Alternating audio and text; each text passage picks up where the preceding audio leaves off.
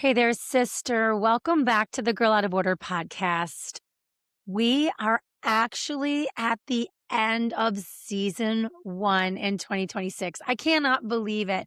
This is the first time on the Girl Out of Order podcast that we've ever done seasons, and we're doing 3 seasons in 2026. And our first season was about releasing and then reclaiming. And this last glorious part of season one was about rewriting your identity. If you joined us last week for Allison Hoag, you were blown away by this incredible woman and how she rewrote who she wanted to be as she evolved and changed and grew and stretched herself. And it was a beautiful example of what we do here at Girl Out of Order, because what we are about is identity. I truly believe with every fiber of my being that everything in your life can be traced back to how you answer the question, who am I? Who am I? Who am I really? And so today's episode, it's going to be short, it's going to be punchy, but let me tell you, it's going to be power packed, because I have been thinking a lot about this, especially after the weekend I just had.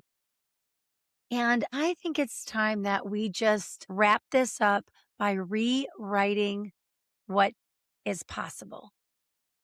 Rewriting what's possible for your life, for your business, for your finances, for your relationships, for your sexuality, for your dreams. Because here's what I know to be true. So many women, somewhere along the lines, just stopped dreaming. We just stopped. It's not like one day we woke up, we are like, you know what? Today's the day. I'm going to stop dreaming today. No more dreaming for this girl. No, it's this slow erosion that happens in the life of a woman. And that voice that was like screaming in her head just gets quieter and quieter and quieter. And then pretty soon, guess what? You can't even remember the last time that you had a dream, that you had a vision for your life that juiced you up, that got you out of bed more than just your obligations. And so today I'm wrapping up this beautiful season of releasing, rewriting, and reclaiming by talking about rewriting your gosh darn possibilities. So buckle up, sisters. If you're in a car, you already better be buckled up. I just want to share a little bit from my heart to yours. This last weekend, we're empty nesters now, as you know. And this last weekend, we had all of the girls home and the 2 fiancés. It was absolute beautiful chaos. It was glorious. It was a mountaintop. It is just one of those moments in my life. And I say this to Sean sometimes when we have these incredible experiences. I say, even if someday I have Alzheimer's, I will never forget how this felt. And that's what this weekend was like. We hosted our bridal shower for Chelsea, our second daughter, who's getting married in June. And there's been all this buildup. They've been engaged for, golly, I guess it's about a year and a half now. They're getting married in less than 2 months. And so we always knew we were going to host this bridal shower, and having them all home, going from an absolutely quiet house to holy smokes, you can't move without stepping on each other. There's the laughter, there's the crazy jokes, there's the shared wine, there's the hilarious games. And then there's, of course, the bickering that happens when your families together, especially when you've got adult children trying to relate to one another as adults. And it was chaos, and it was beautiful, and it was exhausting, and it was miraculous. Because here's the thing, it's 2026, and 12 years ago, I would never have dared dream that I could have a life this rich, this blessed, this fun, and this hopeful, because I was navigating a lot of treachery in my marriage, and infidelity, and heartbreak, and frankly, relentless trauma. And I stopped dreaming that I could ever be happy, that I could ever feel safe, that I could ever be hopeful again. In fact, I made plans to be alone, and I thought maybe that was going to be my story. But I wasn't ready to give up. And obviously, as we sit here today, I never gave up. But I tell you what made the difference for me. At some point, I literally started to dream again about what could be possible for our family if we were willing to put in the work, if we were willing to open our hearts, if we were willing to forgive, if he was willing to do the work and go to the counseling and get the help and put in the passion and dedication. And I know that that's not a story that a lot of you can relate to. Maybe some of you can, but I share it because this weekend was this outpouring, this culmination of daring to dream that I could not only get on the other side of this trauma, but have the life of my dreams. And that's what I'm living now. And it's not just in our family and our marriage and, the family life. It's a beautiful example of it. But here's what happens when you start to rewrite what's possible for you, sisters. And I know you're going to do it because we are going to fire you up today. Here's what happens is you pick one area where you start to dream again, and then you begin to change as a human being. You begin to transform from the inside out, because here's what didn't happen. We didn't fix our marriage. I didn't just become in love with Sean again. I changed the person that I wanted to be. And I showed up in my marriage as that woman, not trying to control, not trying to fix, not trying to manage, not trying to make him be something that I wanted, that I thought I needed. I became the woman I wanted to be, regardless of what he decided. And here's where it gets exciting for you. Hopefully you don't have that story, but I know you have your own story. Is when you begin to show up for your life as the woman you want to be long before you feel like it, all of the other areas in your life start to transform because you begin to tell your brain what's possible even before you can actually see it. I know that sounds a little crazy, a little woo-woo, but I'm living proof. Because as I worked on our marriage and I fought for our family and I did the work and worked on the personal development and got the coaches and did the classes and sat in the meditations and poured my heart out to God, guess what happened? Everything in me began to change. Because this weekend at this beautiful bridal shower, it is the first time in my entire life that I have hosted an event with almost zero stress. And that sounds insane. Trust me, if you'd been at those 1-year-old birthday parties or the kid birthday parties or the graduation parties or all the things over the years, you would have seen neurotic, crazy, nervous, insecure, anxious, do everything myself, Christine, because here's what changed in me. I began to rewrite what's possible for me by learning how to ask for help. I know that sounds small, but it was massive for me because I began to believe that it was possible for me to enjoy my family and not be nervous and not have to control everything. And I began to let go and release. So what is it for you? What is it, a thing in your life that you have stopped believing in possibilities about? What if you dared to believe that things could be amazing in your relationship with your mom, in your workplace environment, in your health, sisters? What if you began to believe that it was possible for you to feel sexy again or you to have thriving friendships? It's all possible. What if the life, sister, and this is what I want you to know, what if the life that you've been calling realistic is actually what you've been conditioned to believe is possible? What if nothing is wrong with your life except the size of what you've allowed yourself to want? Because here's the thing. You do not rewrite your life from a cage. You rewrite it from a mountaintop that you put yourself on and stand like the queen that you are. Because see, most women are not limited by their circumstances. They are limited by what they've decided is available to them. They're limited by what they allow to go on between their ears. Here's a few points that I want you to take home with you. Point number one, listen up. You cannot create a life beyond what you believe is available to you. If you tell yourself that's for her, not for me, that's great for that couple, it'll never happen for me, it's true.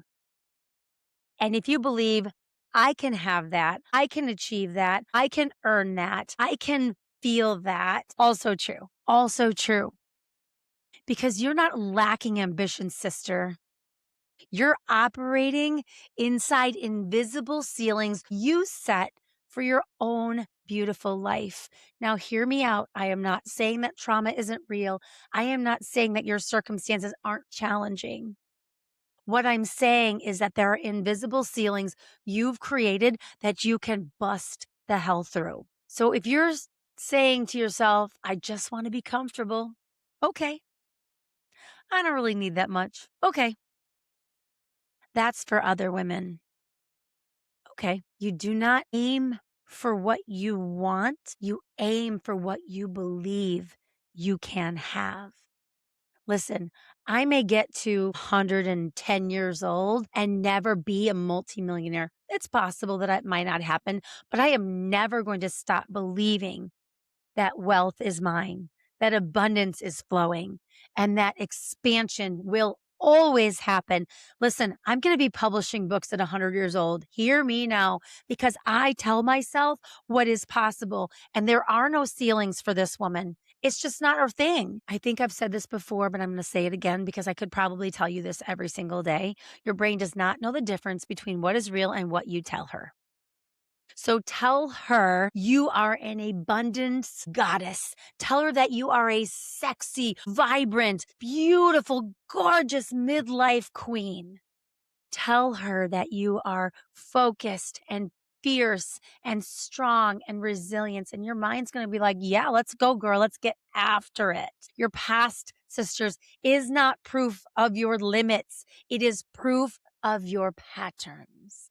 And that's incredible news because your brain filters based on identity plus past evidence. It puts them together. It filters it out. So what you do is you say, okay, I have past evidence that everything is terrible. No, you have a lot of proofs that you can stack if you just choose to stack the ones that are going to move you further down towards where you want to go. So I'd ask you this. Where have you quietly lowered the bar for your own life? Have you settled for a relationship that isn't passionate? Have you accepted demeaning treatment at work when you know that you are worth more? Have you decided not to ask for a raise because you don't want to be pushy? Start valuing yourself. Wake up to where you have created those invisible ceilings for yourself, sister. All right. Number 2, you ready for this? And this is on brand. This is why I exist in this podcast is your identity sets your ceiling. Like I said, all roads lead back to how you answer the question, who am I? You do not get what you want. You get what aligns with who you believe you are. If you believe that you are a lazy, unfocused, never get anything done female, wow, that's really a juicy life. Or if you believe I am a daughter of the king. I am called. I am equipped. I have God-given talents. I have strengths beyond strengths. And if I focus on what I'm strong at, I am going to change the world. Do you see the energy that you can bring? How do you answer that question? Who am I? Listen, I work with women. I work with clients, but I work with a lot of women every day going through the most traumatic things in their entire lives, divorce, and it breaks them down to the tiniest little particles, and they have to decide Who am I at my core? What am I going to tolerate? What am I never going to tolerate again? Who do I want to be? How do I want to rebuild my life? Do I want to dance with life or is life a struggle? You get to decide who you are, and that sets the ceiling for what is possible. For example, if you're a woman who says, well, I got to be responsible, you're not taking any risks. That has been me for so long, and I've missed out on years and years of risk taking that could have taken my business and my mission to such a higher level because I felt like I had to be the responsible one. What if you're a woman, and this has also been me, who says, I'm too late? Listen, I'm turning 55 this year. This is my 55 to thrive year. And there have been so many years where I'm like, I missed the boat. I have felt that in our finances. I have cried rivers of tears over mistakes that we've made. And I thought, it's too late. We're out of time. And there's been many times I didn't start as a result of it. Is that you? What if you're the woman who says, it's not really that type? Well, then you're never going to become her. Tell yourself who you truly are and who you truly want to live as. Because if your identity, here's where it gets good. If your identity's outdated, your future will be too. So update her. Just like you would not wear clothes from the 1990s, you don't wear an identity that no longer fits the life that you are building and the life that you deserve. Now, I'm not saying all 90s clothes are bad, but let's be honest. If you've had a pair of jeans that long, oh, that reminds me of a funny story. I was looking through our scrapbooks for pictures for our daughter's bridal shower, and I was looking at our trip to Hawaii in 1998. And I was like, oh my gosh, look at this. We're the Hawaii Volcanoes National Park. And I kid you not, I squinted and I thought, is that my favorite running jacket? Well, yeah, it was brand new and I bought it for Hawaii. It's a Nike white, like literal running jacket. And I went in the mudroom and I'll be doggone if that jacket is not still hanging there. It's 28 years old. Okay, weird example. I probably need to update my wardrobe. In fact, my husband said, honey, we have enough money. We can buy you a new jacket. You don't need to wear a almost 3-decade-old running jacket. So sometimes our identity is like that. We haven't updated it in decades. So get it updated. Identities aren't fixed. There are certain values that are non-negotiables for you. Absolutely. But your identity can be rewritten. Remember, that's what we're talking about. We're rewriting what's possible for you. So rewrite your identity. You do not have to live in an identity that was formed in your childhood or a previous marriage or your motherhood or survival seasons. Lord knows I've got all of those. In fact, just before I started recording this, I was actually talking to my best friend, Gwen. We've been friends since 1984. Please do the math. Don't do the math. Long time. And we were just talking in the driveway about how our different perceptions of our experiences growing up in a small town. I grew up there from birth.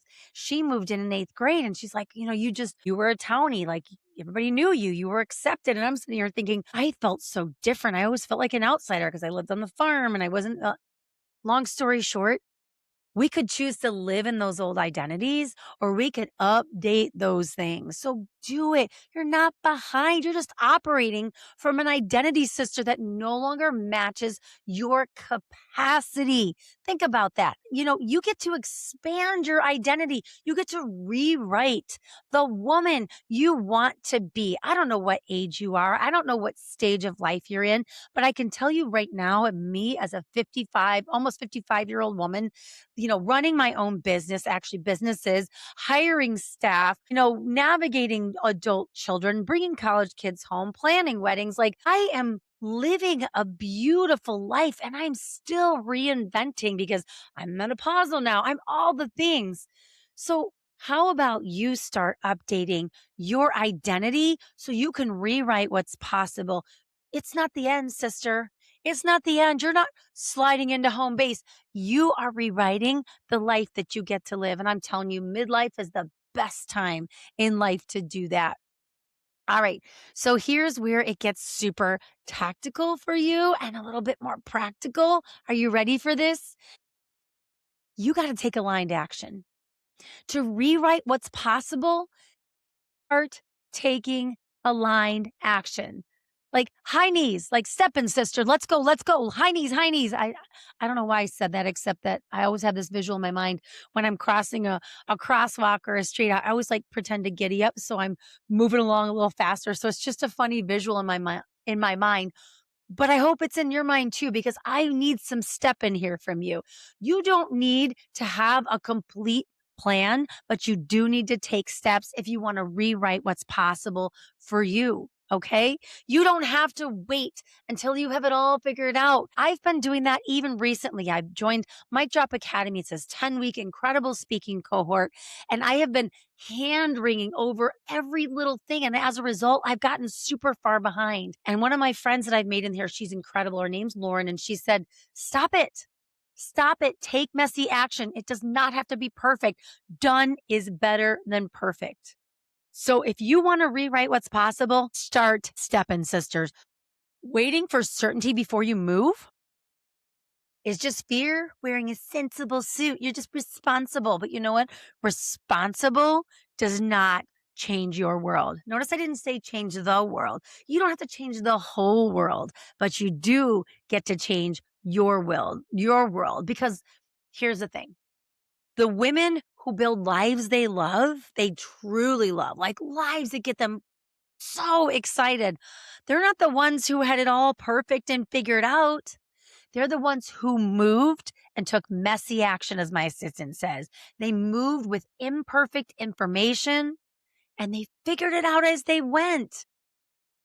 So, what are you going to do? Are you going to rewrite what's possible for you, or are you just going to keep on doing the same thing, waiting till you feel ready, waiting for clarity, waiting for permission? Clarity doesn't come before the action, it comes from the action.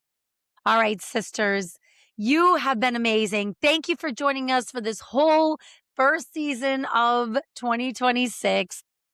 I just want you to write what's possible for you. I want you to get out your pencil, erase what doesn't work, and rewrite it. Start dreaming again. Step outside the cage you've put yourself in and burst through that invisible ceiling, because the world needs us so badly. You know, I say this every week, and I feel like every week I feel it more deeply, that the world needs girls out of order, women that are not going to compromise who they are. They're not going to play small. They're not going to hand wring. They're not going to wait for permission. They're going to get out there and make this world a better, more beautiful, loving place. And it starts inside you, sisters. So rewrite what's possible for you, because I can tell you right now, I'm waiting for you.